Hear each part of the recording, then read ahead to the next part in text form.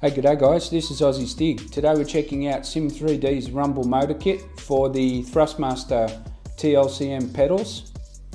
And what we'll do first is just go around the board here and check out what comes with the kit as shipped to an international buyer.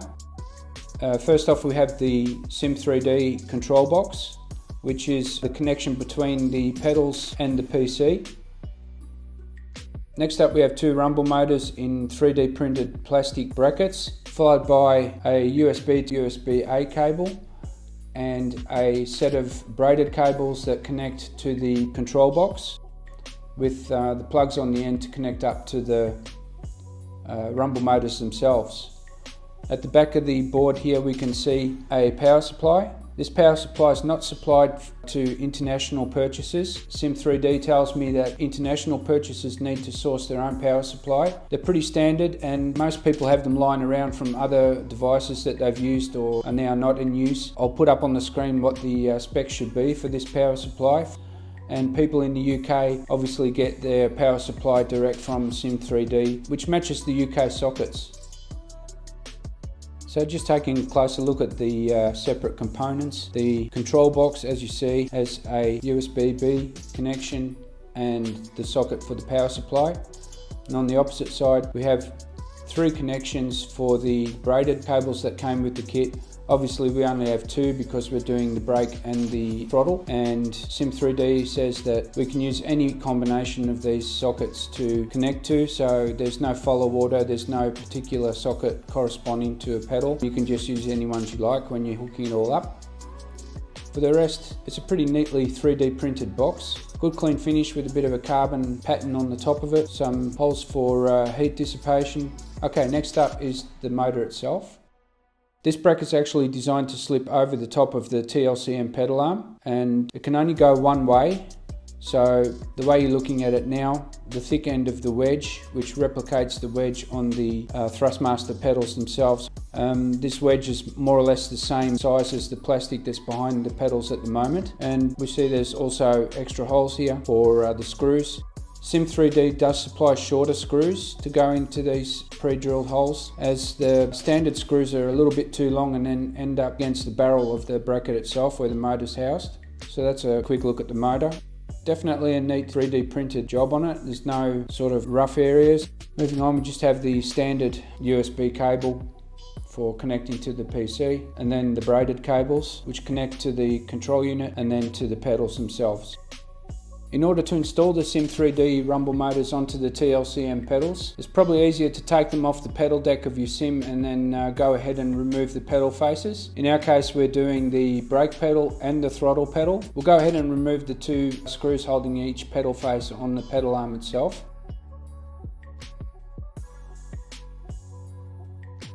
Alright, that's one off. Go ahead and take the throttle pedal off as well.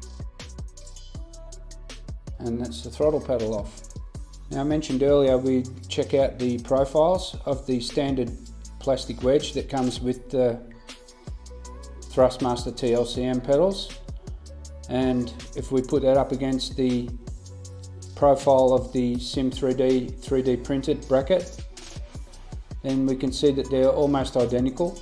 So these are definitely designed to just slip over the pedal arm like this, and then basically reattach the pedals as if they were on a stock wedge. Another thing is the length of the bolts. The one on the left is the bolt that comes with the SIM3D kit, and the one on the right is the standard Thrustmaster screw. So you can see there is quite a difference in length, and again the shorter one is just to ensure that the screw doesn't bind up against the motor housing on the bracket itself. You can see how the motor just fits onto the Thrustmaster pedal arm, so there's not really much to it. We'll just add the other one to the throttle, and there we have it. Pretty simple really. And what we'll do now is add the pedal faces back to the T-LCMs.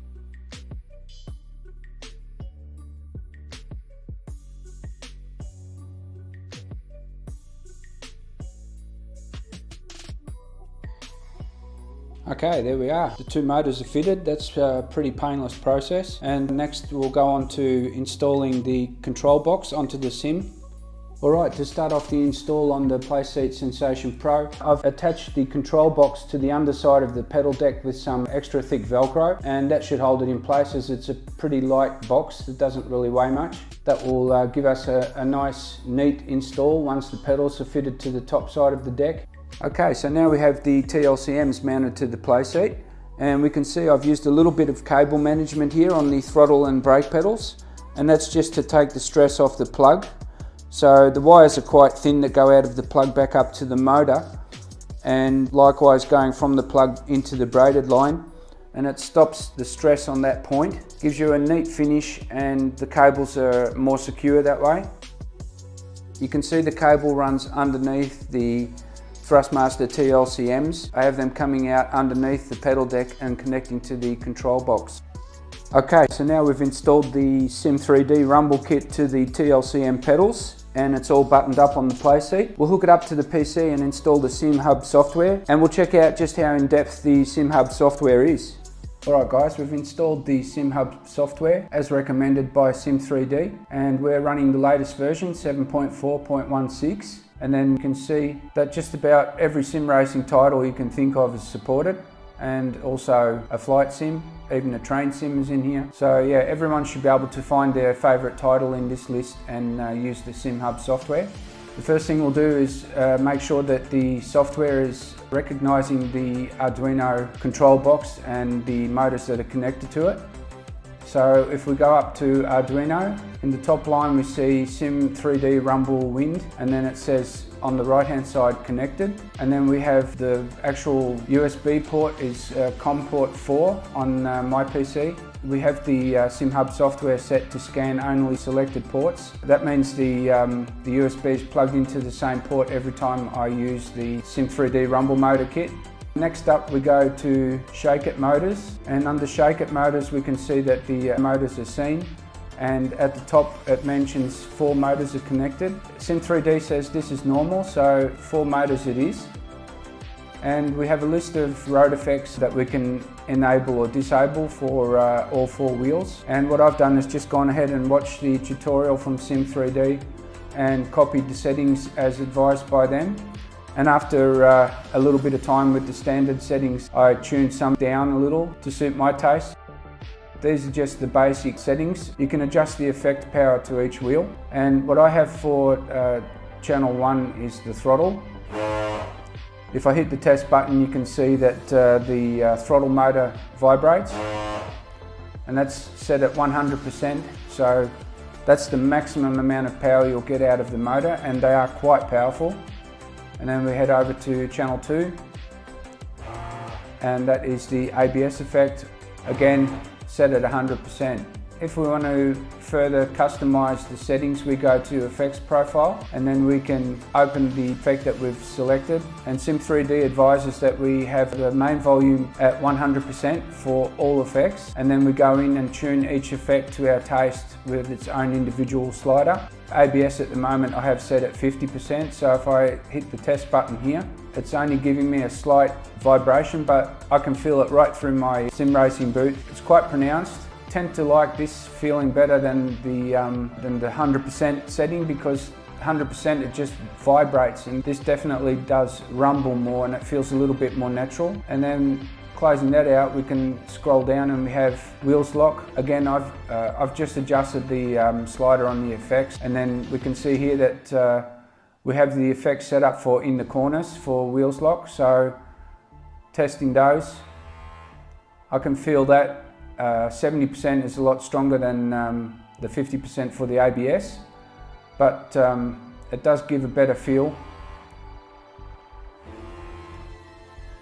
And we also see that the response curve is tailored to these settings, which are the Sim3D settings that they suggested. And I'm pretty happy with those, so I'll probably leave them like that. I won't muck around too much with the values here.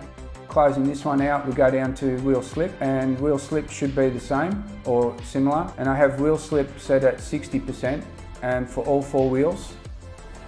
And that goes through the throttle pedal. You can see that. And again, the response curve is at the advice of Sim3D. Yeah, basically that's about it for the effects. You can obviously enable or disable all these other effects you see here on the screen, but I'm just using the main three at the moment. Yeah, so let's go ahead and head off on circuit. We'll go to Circuit Montreal in Canada and we'll jump into the Indy Lights road course car. I'll give you my real-time impressions of how the rumble motors perform. Alright guys, here we are in the Formula Indy Lights at Circuit Montreal, and we're going to do a little bit of a talk and drive and see how these Sim 3D rumble motors perform. This is Assetto Corsa. What we'll do is we'll head out on the track and do a few laps and see if I can get the ABS to engage, and also the front wheel slip that I've calibrated for this title. Let's get onto it. We'll just jump in the car. Right, here we are in the cockpit in VR. And we're going to head off on the circuit right now, so let's get going.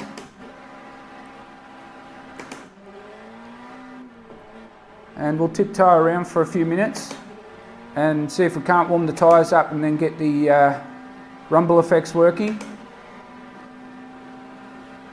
One thing I will say is that the rumble effects don't actually kick in until they really detect a wheel lock-up or some front wheel slip.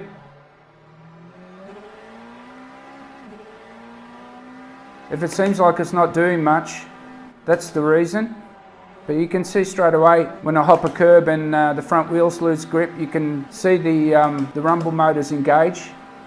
Even with 50% on the brake pedal for ABS, I can feel every little rumble coming through my sim racing boots. People that think they might not feel it, these motors are super strong. Sim 3D doesn't give any specs out on how strong the motors are, but they're quite strong, and basically they shake almost the whole rig, which gives a great sense of immersion, especially in VR.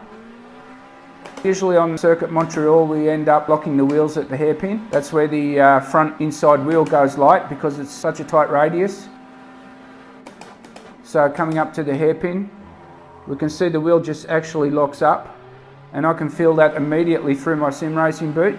And what's so cool is you can see the front wheels lock up and then feel it straight away on the pedal.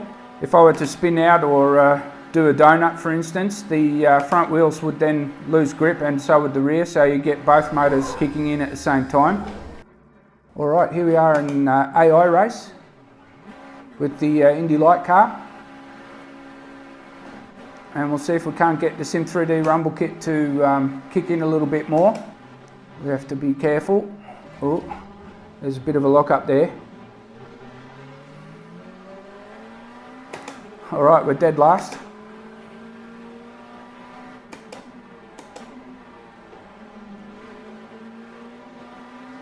See if we can make up a few places. Because we're in such close quarters, we have to be a little bit more aggressive with throttle and brake pedal application. And we'll see if we can get down the inside for the hairpin. Bit of a lock-up. Bit of lock-up and front wheel slip at the same time. Always have to tiptoe around that first corner.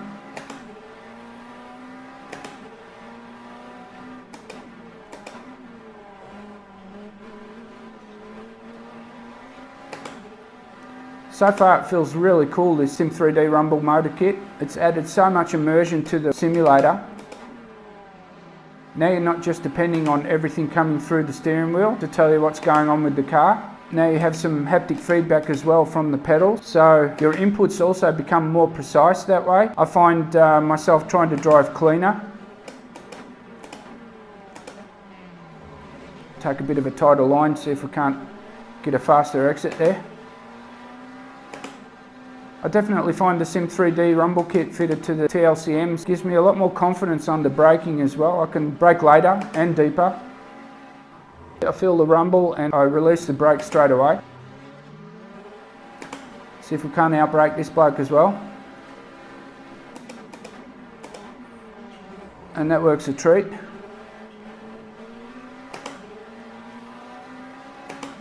And it just feels way more realistic to sim race with this.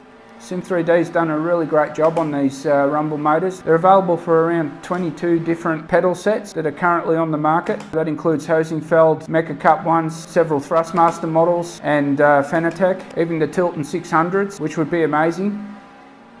And yeah, like I said in the beginning, the rumble effects are very subtle, and I have them tuned up the way I like it, so I don't have just like a massive vibration on the pedals. I can actually feel different effects, like when the road slip kicks in, or when the ABS kicks in, or when wheel slip kicks in. They all feel slightly different, so I know exactly what's going on. Anyone that wants to get haptic feedback going through their pedals, this is a great way to do it. They're not super expensive. Yeah, between 90 and 110 pounds, coming from the UK. Final thoughts for the Sim 3D rumble kit for the Thrustmaster T-LCM pedals. And the T-LCMs are a pretty good set of pedals anyway, and this just elevates them that bit more to give you a lot more immersion. The rumble set helps you with your reaction times when braking, when you lock up, and when the front wheel's slipping, it tells you to back off, and in turn that results in a better lap time. And while you're at it, you get a lot of immersion from the rumble motors doing what they're supposed to do and communicating what the wheels are doing to you. Are there any downsides? I would say the biggest downside would be for international buyers, they have to supply their own PSU or power supply. Not such a big deal, but if you don't have one, you will have to source one. Possible issue could be sound. At full power, they produce about 67 decibels when connected to this T-LCM pedal set. With the way I have it tuned, the noise level is greatly reduced. The SIMHUB software is easy to install, no dramas with that, everything just works as soon as you plug it in. The fact that it's compatible with so many different racing titles and so many different pedal sets. Sim 3D produces quite a few different brackets, so there's something for everyone. And if you want the haptic feedback on your pedals, then this is a great way to get that achieved. The immersion level is elevated by the fact that you can actually see the wheel lock up and then feel it through the pedal. That's probably the biggest plus the rumble kit has. One minus point for me would be the lack of cable management that comes with the kit, and also any possible mounting of the control box. If you don't want it just lying around on the floor gathering dust, it would have been nice if Sim 3D supplied some 3D printed brackets, or maybe even designed the brackets into the control box to allow people to hard mount them. A good design feature is the flat braided cables that come out of the control box and go to the pedals themselves. They're that flat that you can actually mount them in between the pedal deck and the base of the pedals. They shouldn't break the bank. They're between 90 and 110 pounds for a set. You can get up to 3 rumble motors for all 3 pedals if you like, but most people usually go for the 2 pedal set, as that gives the brake and the throttle the most immersion. You're not really on the clutch that often, so that makes sense. So if you think these rumble motors are something you might be interested in, head over to their website and check it out. Hope you all enjoyed this review, and please support the channel by hitting like and subscribe, and stay tuned for more to come from AussieStig.